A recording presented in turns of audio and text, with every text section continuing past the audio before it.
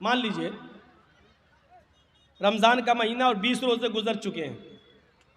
आज कोई हिंदू है या कोई ईसाई मुसलमान हो रहा है और वो 20वें रोज़े को मुसलमान हुआ, तो अब वो रोज़ा कब से रखेगा?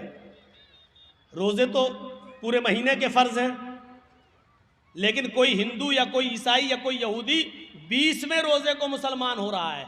20 रोज़े तक हिंदू था, ईसाई था या यहूदी था या जैनी था, बुद्धिस्ट था। 20 रोज़े के बाद मुसलमान हो रहा है 20वें रोज़े को, तो अब वो रोज़ा कब से रखेगा? आज मुसलमान हुआ है तो अब जब मुसलमान हुआ तभी से तो रखेगा। अब सवाल ये पैदा होता है कि वो 20 रोज़े जो इसके छूटे हैं वो पूरे करेगा या नहीं करेगा? तो साफ मसला है कि नहीं करेगा। क्यों नहीं करेगा? क्योंकि जब वो इस्लाम लाया है तब तक वो काफिर था, उस पर रोज़ा फर्ज था ही नहीं। आज वो इस्लाम लाया तो अब जितने रोज़े हैं उतने वो रखेगा, बकिया रोज़े वो नहीं रखेगा। इसलिए नहीं रखेगा क्योंकि उस वक्त उसके ऊपर रोज़े फर्ज थे ही नहीं। कितने रोज़े रखेगा? जितने बाकी हैं। एक चीज़ और सुन लीजिए, 20वें रोज़े को इस्लाम लाया, लेकिन इस्लाम ला रहा 5 बजे शाम में और रोज़ा खुलता है 6 बजे। अब 5 बजे वो इस्लाम ला रहा है, तो इस्लाम जैसी वो 5 बजे लाया तो अब क्या करेगा? आज का रोज़ा क्या करेगा? तो 5 बजे इस्लाम लाता है तो 5 बजे ही से उसका रोज़ा शुरू हो गया है, क्योंकि 5 बजे से पहले उसके ऊपर रोज़ा फर्ज था ही नहीं, क्योंकि वो काफिर था। जैसे इस्लाम लाया वैसे उस पर रोज़ा फर्ज हो गया, वैसे ही उसके ऊपर रोज़ा फर्ज हो गया। अब 5 बजे ही वो नियत कर लेगा कि मैं रोज़े से हूं। इस्लाम ले आया, अशहदु अल्ला इलाहा इल्लल्लाह व अन्ना मुहम्मदर रसूलुल्लाह। इस्लाम लाते ही उसके ऊपर असर की नमाज फर्ज हो जाएगी, क्योंकि टाइम अभी बाकी है और इस्लाम ला चुका है, असर का वक्त अभी बाकी है, लिहाजा पहले असर की नमाज पढ़ेगा और यहीं से उसका रोज़ा भी शुरू हो जाएगा, क्योंकि इस्लाम ला चुका है। जब से इस्लाम लाया यहीं से रोज़ा शुरू, और 6 बजे वो रोज़ा सब लोगों के साथ खोल लेगा और उसका ये एक रोज़ा माना जाएगा। ये एक रोज़ा माना जाएगा। ये आसानी भी है, ये आसानी भी है। इस्लाम मुश्किल नहीं है, लोगों ने इसको मुश्किल बना दिया है। क्या वो लोग सहाबा नमाजें नहीं पढ़ते थे? क्या वो रोजे नहीं रखते थे? मुश्किल बना दिया है। फजर में नहीं उठ पा रहे हैं साहब, क्यों? अब रात में 1 बजे जर्जी साहब को टाइम मिलेगा, 3 बजे तक जलसा चलेगा, फिर आदमी यहां से जाएगा, थोड़ी देर कमर सीधी करेगा, फजर में उठेगा, नहीं उठ पाएगा। क्लियर है?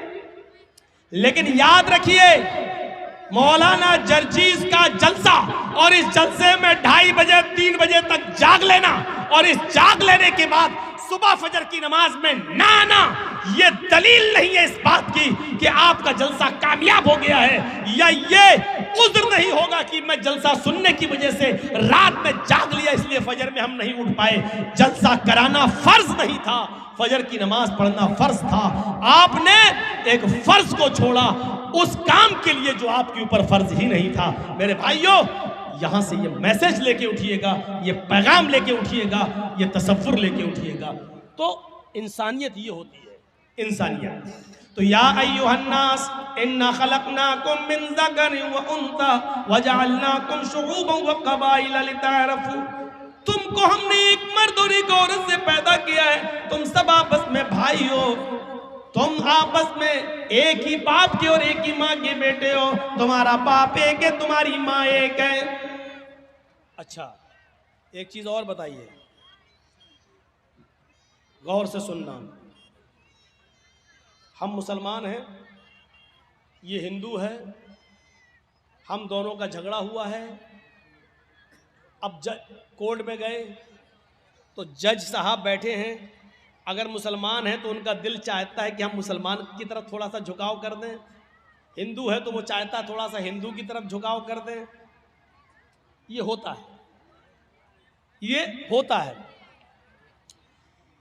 कुरान ने इंसानियत, यहां पर इंसानियत को फरोग दिया है, इंसानियत को बढ़ावा दिया है और कहा अगर तुम सच्चे मुसलमान हो तो फैसला करते वक्त न कौम देखोगे, न बरादरी देखोगे, न जात देखोगे, न मजहब देखोगे। हुक्म वला यजरिमन्नकुम शनआनु कौमिन अला अल्ला तादिलू इअदिलू हुवा अक़रबु लित्तक़वा।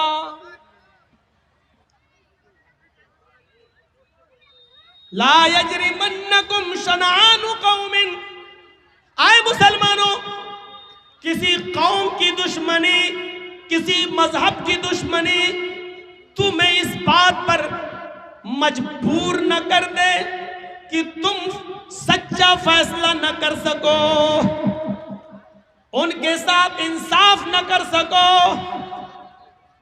ऐसा नहीं होना चाहिए।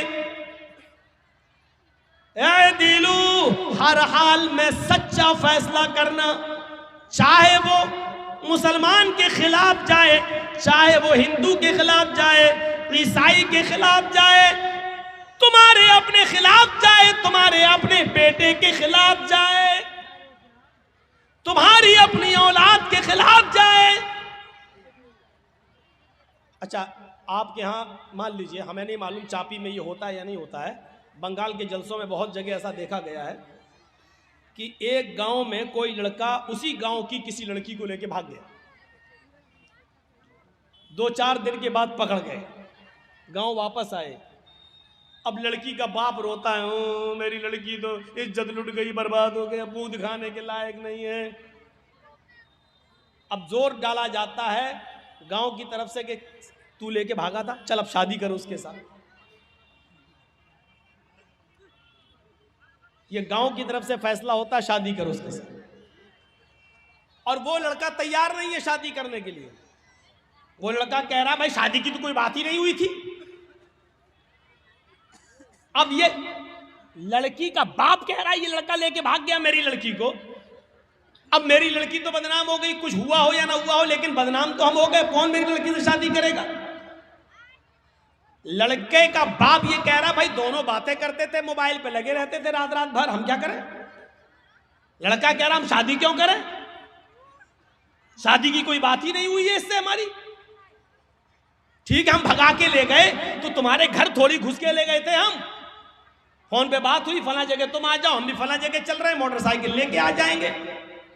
हम वहां मौजूद थे, ये आ गई, हम लेके भाग गए। अब गांव में जो सरपंच होते, मुखिया लोग, सुनो, अगर यहां पर भी ऐसा होता है तो सुन लें, इस गांव का मुखिया और सरदार, कयामत के दिन तुम्हें भी गवाही देना पड़ेगी और अल्लाह के सामने तुम्हें भी जवाब देना पड़ेगा। अब क्या होता है, अच्छा ठीक है तू शादी नहीं करेगा, नहीं, अब उस लड़की का तो इज्जत खराब हो गई, हाँ तो क्या हुआ, चल 5 लाख रुपए जुर्माना देगा लड़का वाला लड़की को। अबे तेरे बाप का फैसला है?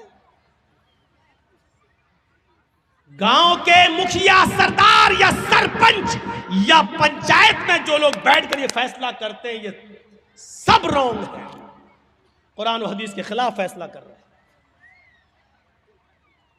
दुनिया में 5 लाख 4 लाख रुपया दिलवा सकते हो, लेकिन कयामत के दिन अपने आप को बचा नहीं सकते हो इस फैसले से। सवाल यह पैदा हुआ है कि लड़का भागा तो लड़की भी तो भागी, फिर जुर्माना सिर्फ लड़के पर क्यों आयद हो रहा है? और लड़के का पैसा 4 लाख 5 लाख रुपए आप लड़की को और उसके बाप को दिला देते हैं, ये कहां की इंसानियत है? जबकि कुरान ये कह रहा है अज़्ज़ानियतु वज़्ज़ानी फ़ज्लिदू कुल्ल वाहिदतिन मिनहुमा मियता जल्दा।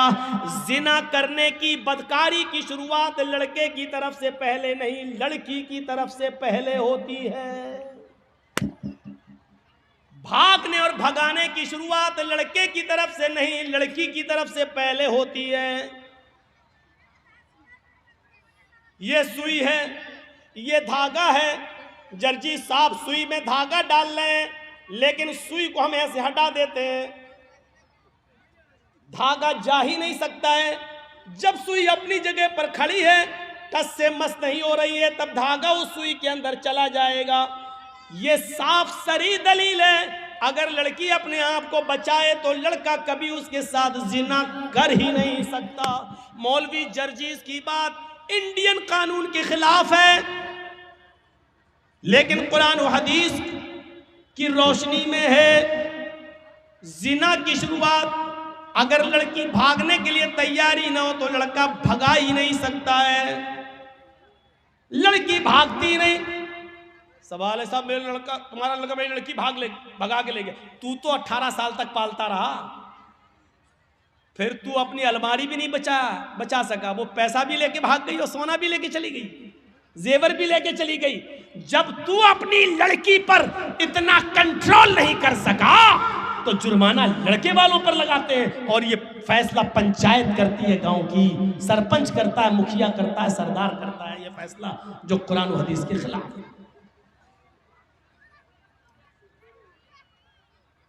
शादी हो सकती है या नहीं वो एक अलग मसला है, वो अलग जाने दीजिए। सवाल यह है क्या जुर्माना लड़के के ऊपर आयद होगा, जबकि भागने में दोनों ने बराबर बराबर की भागीदारी ली है।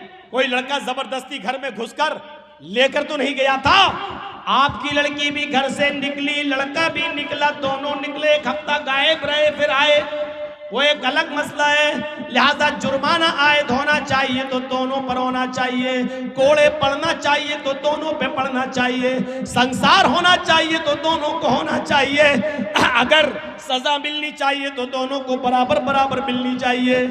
आप यहाँ लड़के पर 5 लाख 2 लाख 3 लाख का जुर्माना लगाकर आप सजा नहीं दे रहे हैं, बल्कि लड़के से लड़की को अवार्ड दिलवा रहे हैं, इनाम दिलवा रहे हैं। अब गांव की और दूसरी लड़कियों को ये उत्साहन मिल रहा है कि हम भाग रहे हैं, अगर शादी होगी तब भी ठीक, और नहीं होगी तो 5 लाख रुपया हमें वैसे भी मिल जाएगा, इस 5 लाख रुपए में तो हम दूसरी शादी भी किसी और से अच्छी तरीके से कर सकते हैं। सुन लो, इस जुर्माने पर जिन लड़कियों के हौसले बढ़ते हैं उनका गुनाह भी इन पंचायतों के सर पर रखा जाएगा। वला यजरिमन्नकुम शनानु कौमिन अला अल्ला तादिलू, किसी कौम की दुश्मनी तुम्हें इस बात पर मजबूर न कर दे कि तुम अदल न करो, फैसला न करो, ऐसा नहीं होना चाहिए। ए दिलो हुआ अक़रबु लित्तक़वा, हर हाल में इंसाफ करना, हर हाल में सच्ची बात कहना, चाहे वो किसी के भी खिलाफ हो। हजरत अली रजी अल्लाह ताला अन्हु की एक जिरा क्या होती है आपको बताऊं, जिरा होती है, जंग में जब लड़ा जाता था तो एक लोहे की कमीज की तरह या कुर्ते की तरह एक वो होता था, तो अपने गले में डाल लिया जाता था ताकि दुश्मन का तीर सीने में न लगे, उस लोहे पर लग जाए। तीर आए, खंजर आए, तलवार आए तो वो लोहे पर लगे, तो उसको बोलते थे जिरा। तो जंग में जाते थे तो जिरा पहन लेते थे साहबा।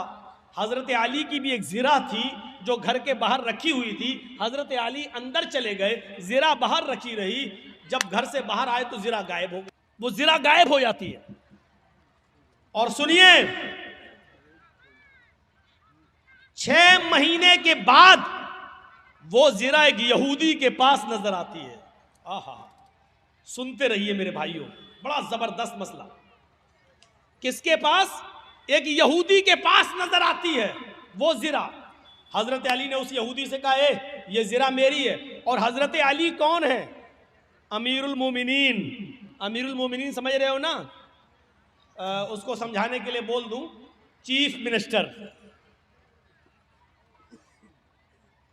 अमीरुल मोमिनीन है, पूरे इलाके के जिम्मेदार हैं। यहूदी से कहते हैं, यहूदी ये जिरा तो मेरी है, तेरे पास कहां से आई?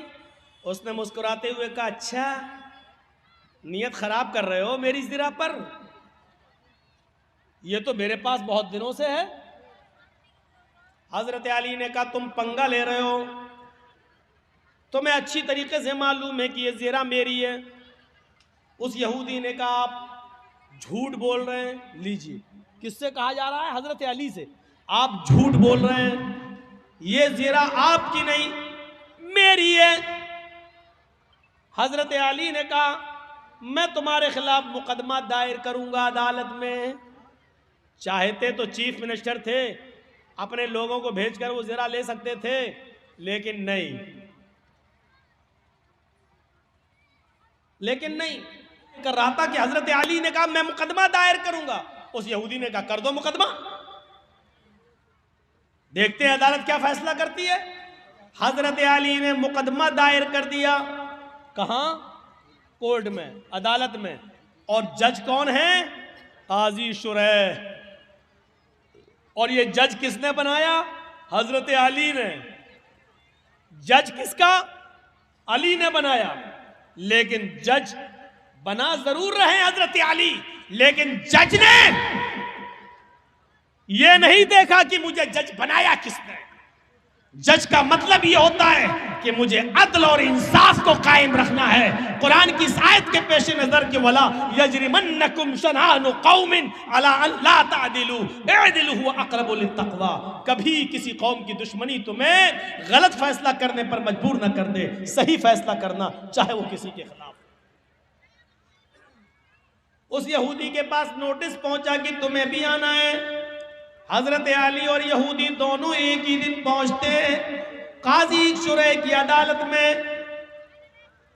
काजी शुरैह की अदालत में ये ऐसा जज नहीं था जो हमारा चौकीदार बना देता है, इसलिए बाबरी मस्जिद का फैसला उनके पक्ष में चला जाता है, क्योंकि हमने आपका नमक खाया है तो नमक हलाली तो करना ही है।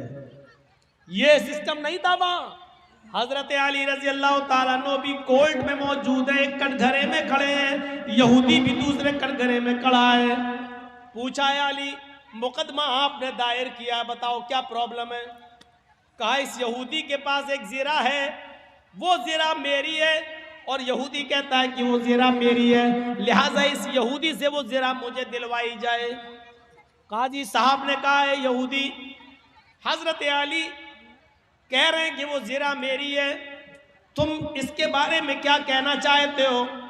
उस यहूदी ने कहा हजरत अली झूठ बोल रहे हैं, ज़िरा मेरी है, इस वक्त मेरे पास है, मैं अदालत के बाहर रख कर आया हूं। काजी ने हजरत अली से कहा अली ये शख्स कह रहा वो ज़िरा मेरी है, तुम कह रहे हो मेरी है, अभी ज़िरा तो इस यहूदी के पास ही रहेगी क्योंकि उसका मालिक वो है, अभी उसके पास है। लेकिन मुझे ये बताओ कि अगर वो ज़िरा तुम्हारी है तो तुम्हारे पास कोई गवाह है या नहीं? उस गवाह को बुलाओ, मैं उससे पूछूं उस ज़िरा में क्या क्या तुमने देखा है और किस बुनियाद पर कहते हो कि वो अली की ज़िरा है। हजरत अली ने कहा हाँ गवाह है। कहा कौन? कहा है। कहा उस गवाह को बुलाओ। जब गवाह को बुलाया गया तो वो गवाह हजरत अली के बेटे हजरत हसन थे। वो कटघरे में खड़े हुए और गवाही देने लगे, अय काजी साहब ये मेरे अब्बू की ज़िरा है और मैं ज़िरा को अच्छी तरह पहचानता हूँ, मेरे बाप कभी झूठ नहीं बोले, लिहाजा ये ज़िरा मेरे अब्बू की है, मैं गवाही देता हूँ इस ज़िरा को यहूदी से लेकर मेरे बाप को दिलवाया जाए। काजी साहब का फैसला सुनिए, काजी साहब का फैसला सुनिए। काजी साहब कहते हैं अमीरुल मोमिनीन से, आए अली जी आपकी गवाही आपके बेटे ने दी और शरीयत बाप के हक में बेटे की गवाही मोतबर नहीं मानती है। शरीयत कहती है, कुरान और हदीस कहती है बाप की गवाही अगर बेटा दे तो उस गवाही को नहीं माना जाएगा, क्योंकि बेटा अपने बाप के खिलाफ बोलता ही नहीं है, वो अपने बाप की हिमायती में बोलता है। लिहाजा कोई दूसरा गवाह लाओ, आपके बेटे की गवाही शरीयत के मुताबिक कबूल नहीं। हजरत अली ने कहा एक दूसरा गवाह भी है मेरे पास, अपने गुलाम को बुलाया। जब गुलाम कटघरे में आता है हजरत अली ने कहा ये मेरा गवाह है। गुलाम ने गवाही दी कि ये ज़िरा अली की है, हमारे आका की है। हजरत जज साहब ने पूछा काजी साहब ने कि तुम कौन हो? कहा मैं इनका गुलाम हूं। फरमाया कंबर नाम है मेरा, मैं इनका गुलाम हूं। कहा अली शरीयत कहती है मालिक के हक में गुलाम की गवाही भी कबूल नहीं की जाती है, क्योंकि गुलाम अपने आका के खिलाफ अपने मालिक के खिलाफ बोलता ही नहीं है। उसके ऊपर अपने मालिक का प्रेशर होता है, वो जानता है कि अगर अपने मालिक के फेवर में नहीं बोला तो घर मार खाएंगे, हमें मारा जाएगा, सताया जाएगा। लिहाजा मालिक के हक में गुलाम की गवाही भी कबूल नहीं। अय अली, मुअज़्ज़रत के साथ आपकी गुलाम की गवाही भी कबूल नहीं की जाएगी, कोई और गवाह हो तो लाओ। हजरत अली ने कटघरे में खड़े होकर कहा, अय जज साहब, काजी साहब, इन 2 गवाहियों के अलावा मेरे पास और कोई गवाही नहीं है। आजकल तो 100-100 रुपए में झूठे गवाह मिल जाते हैं। मेरे पास और कोई गवाही नहीं है। काजी साहब का फैसला होता है, अय यहूदी, हजरत अली जिरा को साबित करने में और गवाह पेश करने में नाकाम रहे। वो शरीयत के मुताबिक सच्चा गवाह पेश नहीं कर सके और जो गवाह पेश किया वो शरीयत के दायरे में आता ही नहीं है, लिहाजा अली नाकाम रहे जिरा को अपना साबित करने में। वो जिरा के मालिक तुम हो और अदालत ये फैसला करती है कि वो जिरा के हकदार तुम ही रहोगे, वो जिरा तुम्हारी रहेगी, उस जिरा पर तुम्हारा हक है, तुम जा सकते हो और जिरा भी ले जा सकते हो। ये उस जज का फैसला है जो हजरत अली ने बनाया, ये उस काजी का फैसला जिसको हजरत अली ने बनाया। लेकिन कुरान और हदीस के मुताबिक फैसला किया। फैसला में अगरचे जिरा में हजरत अली की थी, जिरा हजरत अली की थी, लेकिन गवाह वगैरह न लाने में ऐसा हो जाता है कि फैसला यहूदी के हक में करना पड़ता है। यहूदी उस जिरा को उठाता है, कटघरे से बाहर निकलता है, कहता है, जज साहब, आपके फैसले को सलाम करता हूं। आपने वही फैसला किया जो कुरान और हदीस में बताया गया, आपने वही फैसला किया जो मोहम्मद रसूलुल्लाह ने बताया, आपने वही फैसला किया। और मैं यही देखना चाहता था कि अमीरुल मोमिनीन अली के होते हुए मुझ पर जबर तो नहीं किया जाता, जुल्म तो नहीं किया जाता। आपकी अदालत ने और अली ने यह साबित कर दिया है कि यहाँ पर जुल्म और ज्यादती का कोई शायबा भी नहीं पाया जाता है। अब मेरा फैसला सुन लीजिए जज साहब, काजी साहब, हजरत अली सच्चे हैं, ये जिरा हजरत अली की है, ये दरवाजे के बाहर रखी हुई थी, कोई नहीं था, मैं इसको उठा लाया। 6 महीने तक मैंने इसको छिपाया और एक दिन जानबूझकर 6 महीने के बाद मैं अली के सामने आ गया ताकि अली मेरी जिरा को देख ले, फिर देखें क्या रिएक्शन लेते हैं। फिर सारी प्रतिक्रिया अदालत के मुताबिक चलती है और हमने देखा इस पूरे मामले में जुल्म और सितम नहीं होता है, लिहाजा ये जिरा अली की है, मैं अली को दे रहा हूं। और आज इस बात का इकरार भी करता हूं कि आपने कुरान और हदीस के मुताबिक सच्चा फैसला सुनाया। आज इस्लाम से मैं भी अपना रिश्ता जोड़ रहा हूं। अशहदु अल्ला इलाहा इल्लल्लाह व अशहदु अन्ना मुहम्मदन अब्दुहु व रसूलुहु, ये कलमा पढ़कर हजरत अली इस्लाम के सामने वो यहूदी इस्लाम ले आता है। यहां से आप अंदाजा लगाइए कि हजरत अली के खिलाफ फैसला हो रहा है। हजरत अली के खिलाफ फैसला हो रहा है तो किसी की दुश्मनी तुम्हें इस बात पर मजबूर न करते कि तुम उसके साथ नाइंसाफी करो। नाइंसाफी नहीं होनी चाहिए। अमर इब्न आस के लड़के ने मुल्क के शाम के अंदर एक यहूदी बच्चे को इस बात पे थप्पड़ मार दिया था कि अमर इब्न आस के लड़के को इस बात पे यहूदी लड़के को कोड़ा मार दिया कि तेरा घोड़ा मेरे घोड़े से आगे कैसे निकला। एक थप्पड़ मार दिया और छोटा सा बच्चा, वो 12 साल का यहूदी बच्चा, सीधे सीधे कहता है कि मैं अब जाऊंगा और मैं इस शहर के गवर्नर अमर इब्न आस से इसकी शिकायत करूंगा कि तुमने मुझे थप्पड़ मारा है। बेटा क्या कहता है? अमर इब्न आस का बेटा क्या कहता है यहूदी बच्चे से? अरे जा, जिससे भी शिकायत करना हो कर, मेरा कोई कुछ नहीं कर सकता। मैं उसी गवर्नर का बेटा हूं, मैं अमर इब्न आस का बेटा हूं, मैं अमर इब्न आस का बेटा हूं, मुझे कोई कुछ नहीं कर सकता। फिर यहूदी बच्चे की हिम्मत नहीं हुई, भाई गवर्नर का बेटा है, अब क्या होगा? जैसे यूपी में मंत्री का बेटा गाड़ी चढ़वा दिया। अब सोचिए उत्तर प्रदेश की फिजा क्या हो रही है। अंडा चोरी, किताब चोरी, बकरी चोरी, ये मुकदमे लगे हैं आजम खां के ऊपर। अभी तक 2 साल से जेल में है और एक आदमी मंत्री का बेटा 8 किसानों के ऊपर गाड़ी चढ़ा दिया तो 4 महीने में जेल से बाहर आ गया। 4 महीने में जेल से बाहर आ गया। क्यों मंत्री का बेटा है और गिरा राज मंत्री का बेटा है, तो अब आप सोचिए कौन क्या कर सकता है। तो वो अमर इब्न आस के बेटे ने सोच लिया कि मेरा क्या अब क्या होगा। यहूदी बच्चे ने सोचा ये तो उस गवर्नर का बेटा है। 1 महीने के बाद जब हजरत उमर आते हैं और उन्होंने तमाम लोगों को इकट्ठा किया, पूछा तुम अमर इब्न आस से खुश हो या नहीं, मैंने जिसको गवर्नर बनाया था तुम उससे खुश हो या नहीं। तमाम लोग कहते हैं खुश हैं, अमर इब्न आस की हुकूमत बहुत अच्छी चल रही है, अच्छा काम कर रहे हैं, हमें कोई परेशानी नहीं है। एक छोटा सा बच्चा वही 12 साल का यहूदी का खड़ा होकर कहता है कि मैं अमर इब्न आस से खुश हूं, सब कुछ ठीक है, लेकिन अमीरुल मोमिनीन एक चीज का इंसाफ मुझे चाहिए। आज से 1 महीना पहले अमर इब्न आस के बेटे ने मुझे थप्पड़ मार दिया था, सिर्फ इसलिए कि मेरा घोड़ा इनके घोड़े से आगे निकल गया था। इसी बात पर गुस्सा होकर इन्होंने थप्पड़ मार दिया था। अच्छा इधर आओ।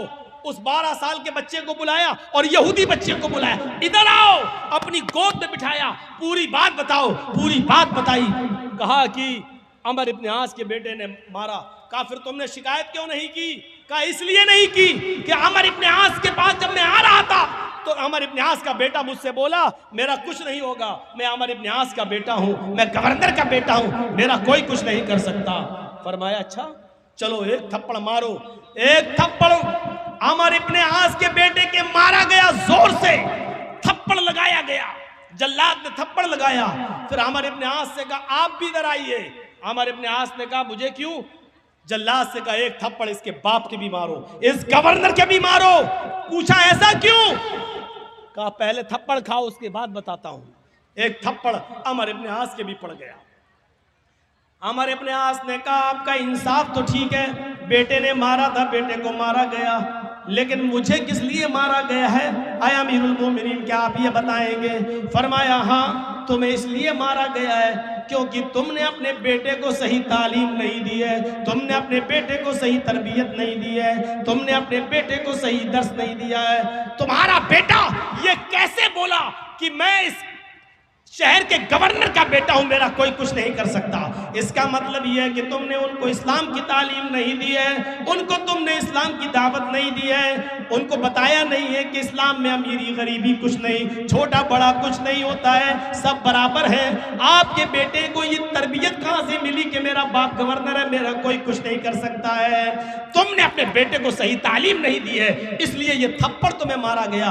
अब आइंदा तुम अपनी औलाद को भी सही तरबियत दोगे।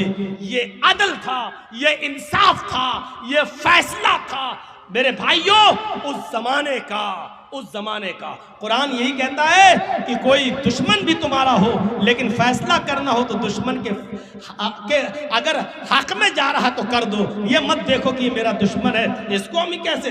वला यजरिमन्नकुम शनानु कौमिन अला अल्ला तादिलू, कोई कौम की दुश्मनी तुम्हें किसी के साथ बेइंसाफी करने पर मजबूर न कर दे।